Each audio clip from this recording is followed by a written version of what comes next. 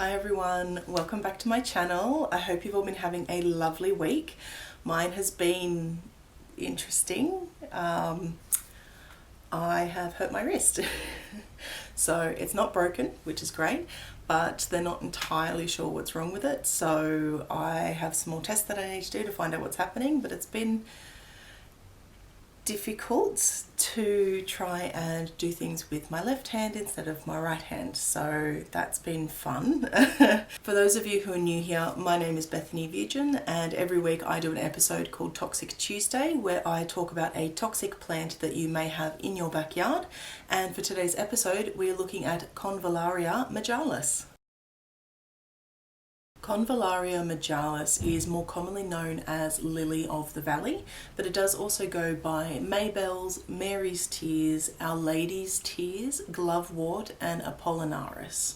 Lily of the Valley is a low-growing rhizomatous perennial plant. Now for those of you who are new here, rhizomatous refers to a horizontal, usually underground stem that sends out roots and shoots from its nodes. It's also referred to as rootstocks or creeping rootstocks. And the term perennial means that it lives longer than 2 years. So Lily of the Valley often forms extensive colonies and creates this absolutely gorgeous lush ground cover. The above ground stem can grow from about 15 to 30 centimeters long with 1 or 2 leaves. They can be anywhere from 10 to 25 centimeters long. Along the stem is a raceme formation of flowers, about 5 to 15 along the stem's apex. Raceme is an unbranched stem that bears flowers with short stalks along its axis. As you can see in the images here, you have the main stem of the plant that the flowers are connected to, and they have that really short stalk that's connecting the flower to the stem's axis. The older flowers are generally at the bottom of the stem, with the newer flowers growing towards the top. Each flower contains 6 petals that fuse at the base that create that iconic bell shape, which is what the Lily of the Valley is known for. The flowers are 5 to 10 millimeters in diameter, so they're really small and dainty, and they have this beautiful sweet scent when they're in bloom. They are better suited to colder climates and will bloom best after a hard winter.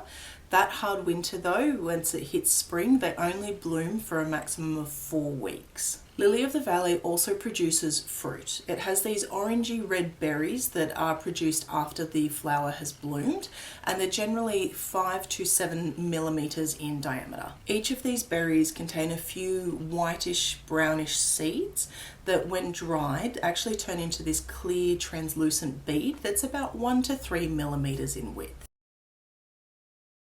Convallaria majalis is native to the cool temperate areas of the northern hemisphere of Asia and Europe. There is a variation though called Convallaria montana that is actually found in the southern Appalachian Mountains of the United States. Lily of the Valley prefers partial shade as it is classified as a mesophile type of plant, which is a plant that grows best in moderate temperatures, so not too hot and not too cold, a little bit like Goldilocks. This plant does have a preference for warm summers though, so if you are wanting to cultivate this in your garden, make sure you're using fertile, organically rich soil that has good drainage. Lily of the Valley is a plant that's able to tolerate most soils, including clay soils.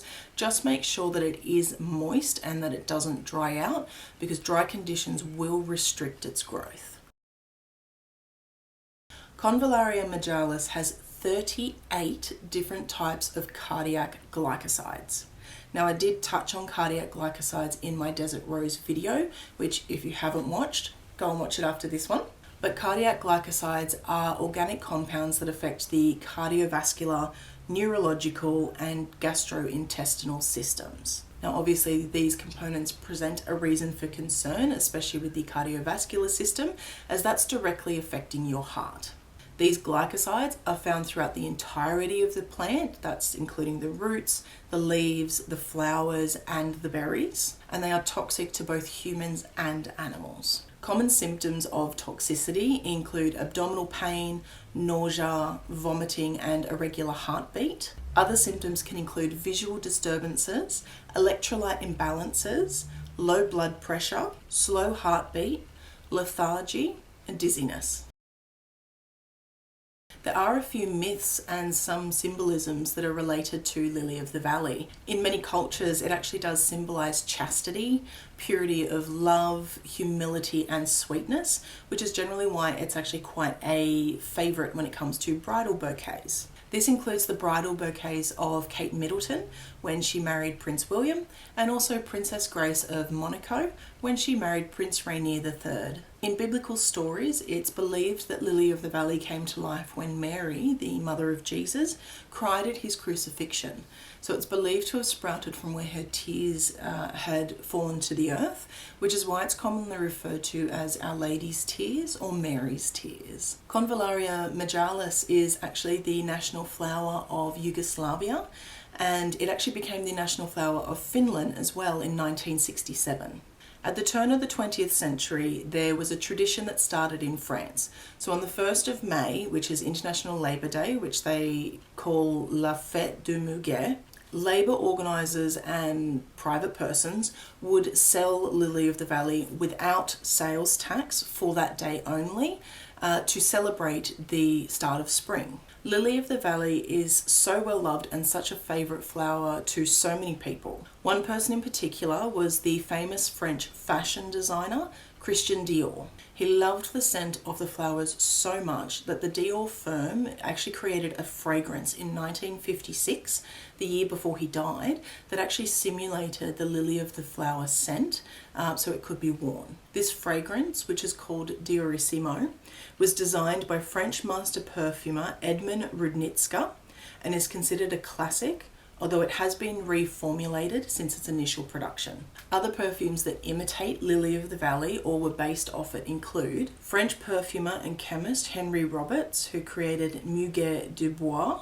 in 1936, British perfume house Penhaligon's, who created Lily of the Valley in 1976, and French perfumer Olivia Giacobetti's En Passant in 2000. Lily of the Valley was also traditionally used within folk medicine, so the roots, the rhizomes, and the dried flower tips were used to treat several ailments. These included heart problems, including heart failure or irregular heartbeat. Decoctions of the flowers assisted in removing blockages to the urinary tract, like kidney stones. And further ailments included assisting with weak contractions during labour and fluid retention. That is everything today, guys, on Convallaria majalis. Don't forget to pop a comment down below and let me know what you learnt.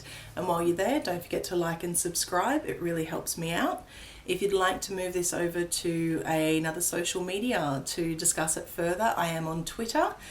You can either @ me or you can use the hashtag Toxic Tuesdays. But that is everything today, guys. So thank you so much for spending some of your day with me. I do always appreciate it.